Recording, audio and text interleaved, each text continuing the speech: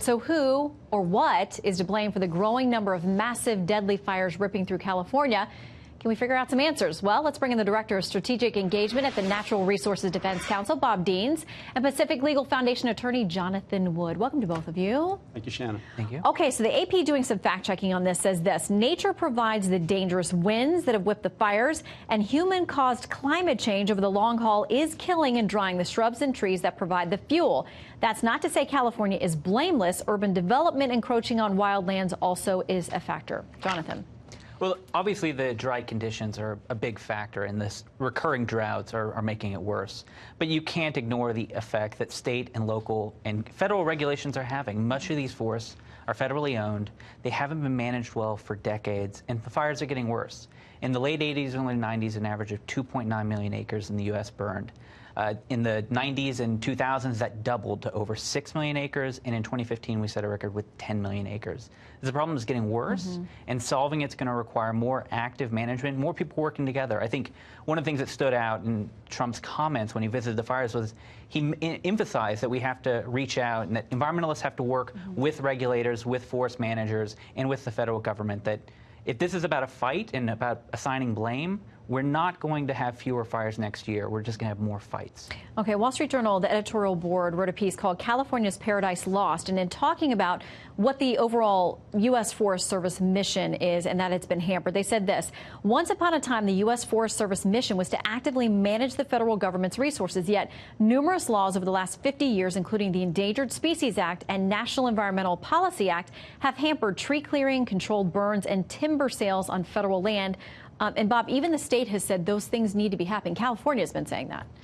Well, certainly, Shannon, it's not common sense environmental safeguards that are causing these fires. It's not common sense environmental safeguards that have killed 130 million trees in California.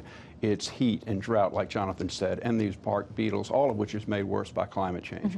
But of course, we need to manage our forest. The question is how, and what do we mean by manage? And for us, it means three things, Shannon. First, listening to the scientists, the professional firefighters on the ground, and the local communities. Every fire tells a story. We need to use that knowledge wisely. Number two, putting the health of our forests first. And number three, taking real action to fight the dangerous climate change that is making these fires worse. Okay. Also from the piece in the Wall Street Journal, they said this: California's own legislative analyst office recommended that California prune its regulations, facilitate timber sales, and ease permitting for burning biomass, because they talked about the fact that people who even have dead wood and things they need to get rid of, there's such a huge regulatory process to even be able to do those burns. They say environmentalists oppose this, but one irony is that destruction from fires imperils species far more than does regulated tree clearing. Bob.